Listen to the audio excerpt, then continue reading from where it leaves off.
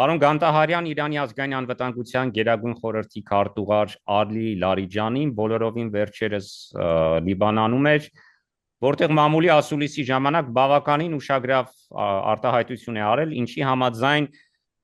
Հեզբոլահը Իսրայելի դեմ հզոր ամրոց է եւ նրանք իրենց զոհաբերում են հանուն լիբանանյան ժողովրդի բարօրության, ասել է գերագույն խորհրդի քարտուղարը։ Եվ նշել, մեր կարծիքով ցանկացած քաղաքական շարժում, որը կարող է նպաստել լիբանանյան ժողովրդի բարօրության, օգտակար է։ Այս նախադասությունը փաստորեն ասվել է այն համատեքստում, երբ Լիբանանի իշխանությունները առնվազն հակված են առերևույթ զինաթափել Հեզբոլահին։ Ինչպես հասկանալ այս նախադասությունը, տեղում ինչպես են արձագանքել այս նախադասությանը Լիբանանի պաշտոնյաները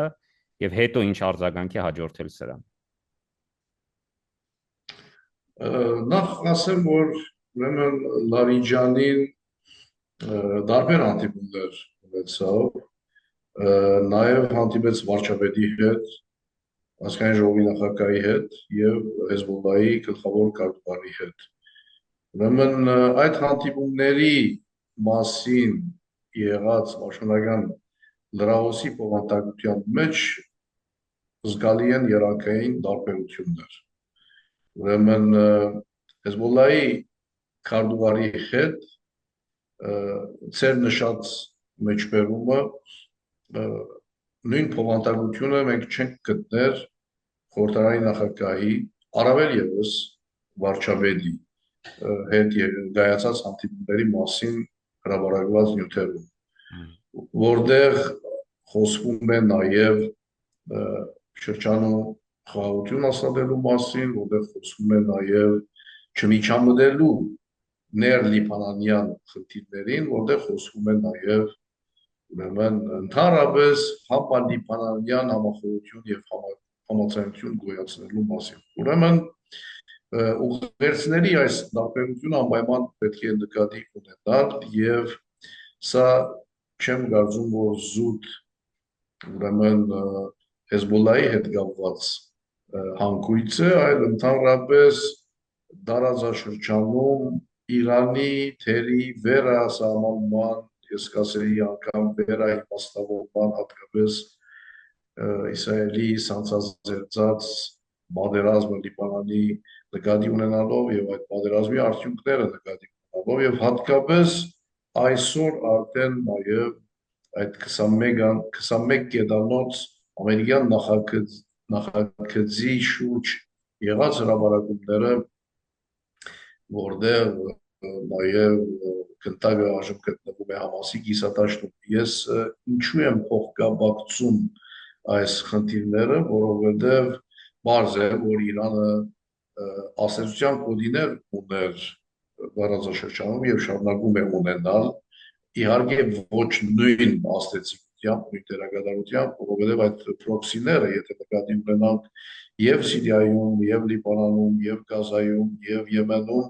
այսօր նոր իրավիճակ է։ Պատերազմներից հետո ստեղծված նոր իրավիճակ է եւ շարունակենք զուգահեռներ գծել ընկալելու համար նաև այսօր Համասի զինաթափման առաջադրանքը, որը առաջ է մղվում նաև Միացյալ Նահանգների կողմից կամ ընդհանրապես միջազգային ընտանիքի կողմից, իսրայելյան պահանջները դիմաց են նաև Իսրայելի վրա որոշակի ճնշումները Միացյալ Նահանգների կողմից, այսինքն Համասի զինաթափման պահանջ, ուրեմն իրանյան հենակետերի վերացում սիրիական տարածքներից, Հեզբոլլահի զինաթափման պահանջ, այս բոլորը կարծում եմ պիտի փորձել դիտարկել տարածաշրջանային մասշտաբի վրա, մակարդակի վրա, այնտեղ նկատել փոխկապակցվածության շղթայական որոշակի գործողությունների դրամապանությունը եւ դրանց արդյունքները եւ ուրեմն զավորոշել դեկլարատիվ հարտության վրա հնչած հայտարարությունները եւ քետնի վրա արձանագրվող իրադարձությունների գործընթացները։ Դուք կարծում եք դեկլարատիվ բնույթ է կրում Իրանի ազգային անվտանգության գերագույն խորհրդի քարտուղարի այս խոսքերը, երբ նա ասում է, որ Հեզբոլլահ շարժումը Իսրայելի դեմ հզոր հենակետ է։ Սրան կարող է հաջորդեն գործողություններ։ Ոչ միայն դեկլարատիվ, այլ սա Իրանի աջակցությունն է Հեզբոլլահի եւ նաեւ ուղերձ է Իսրայելի, որ եթե Իսրայելը վերստին գործողություններ սանձազերծե, Իրանը շարունակելու է աջակցել Հեզբոլլահին, բայց իրանյան օժանդակությունը օրինակ եթե սիրիական ճանապարհով էր նաեւ որոշակի առումով հասնում Հեզբոլլահին, այսօր այդ ճանապարհը փակ է, որովհետև իրավիճակ է փոխվել Սիրիայում, հիմնական իրավիճակ է փոխվել, որովհետև չմոռանանք, որ Սիրիայի նախորդ վարչակարգը տապալվեց, հիմնականում հենվում էր երկու հենասյուների վրա, Ռուսաստանի Դաշնություն եւ Իրանի Իսլամական Հանրապետություն։ Այդ երկու հենասյուների այսօրվա դրվածքը բոլորովին տարբեր է երեկվա դրվածքից եւ ճանապարհների փակումը Հեզբոլլահի օժանդակություն հասնելու եւ փոխադարձ Հեզբոլլան ներգրավելու նաեւ ուրեմն սիրիական ռազմական բախումներին փակվել է մեծ հաշվով եւ գիտեք այս ընդհանուր միջին արևելյան քաղաքական քարտեզի փոփոխության միտումները, նախադրյալները, գործընթացները ամբողջ Իրանի թերի վերափոխման մասին են հուշում, այո, այդ ուղերձը գա, բայց նաև այդ նախկին հնարավորությունները չկան, սա եւս պետք է արձանագրել։ Դրա համար դեկլարատիվ է որոշակի առումով, բայց նաև այսօրվա իրավիճակը, փոխված իրավիճակը պետք է անպայման նկատի ունենալ, հատկապես երբ պրոքսիներից հետո անցում կատարվեց ուղիղ տարածքային խփումների, ես նկատի ունեմ իսրայելական արվածները Իրանին, Իրանի պատասխանները, վերջում նաև Միացյալ Նահանգների կողմից իրականացված ռազմական արձակումները իրանյան տարածքների օբյեկտների վրա եւ այդ բոլորից հետո համաձայնեցված հրադադարը։ Ուրեմն այստեղ Միացյալ Նահանգների գլխավոր թերը պիտի անպայման նկատի ունենալ այս ռազմախաղերի ընթացքում Վաշինգտոնի մրցավարության հանգամանքն նկատի պետք է ունենալ Կարմիր գծերը սահմանելու ընդհանրապես ռազմական գործողությունները վերահսկելու, որպեսզի չվերածվեն նաև լայնամասշտաբ տարածաշրջանային լայնածավալ պատերազմներում։ Այս հանգամանքները փաստեր են, որոնք արձանագրվեցին եւ Գազայում, եւ Լիբանանում,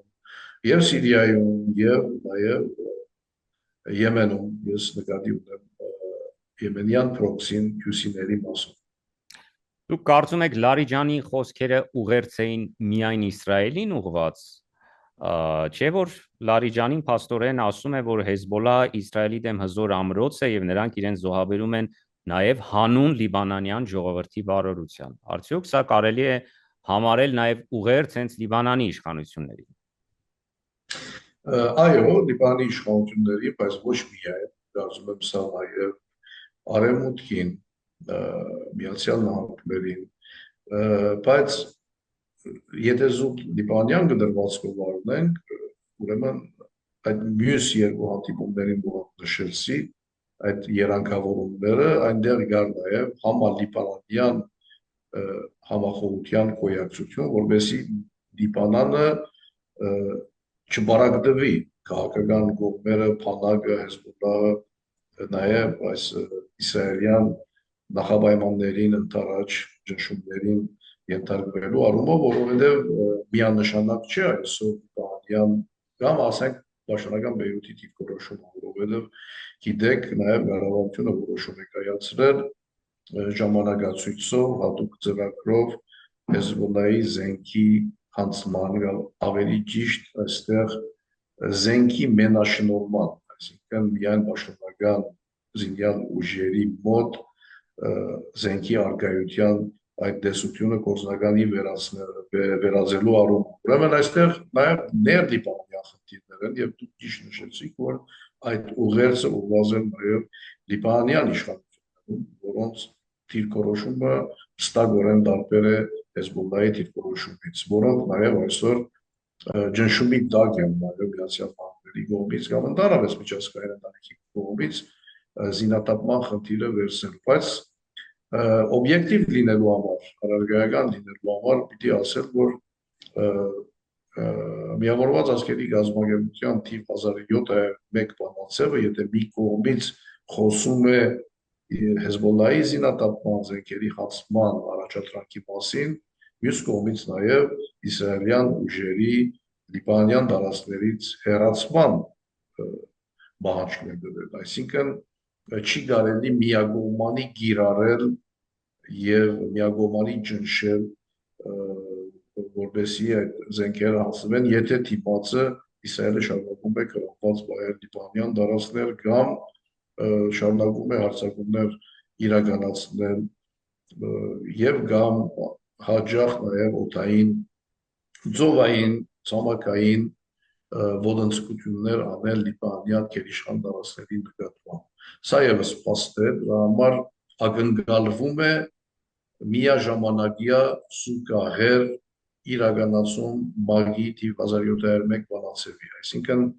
մեկը մյուսից է կախյալ եւ մեկը մյուսով է պայմանավորված, դրա համար այն գործիքակազմը, որը պիտի երաշխավորի 1701 բանաձևի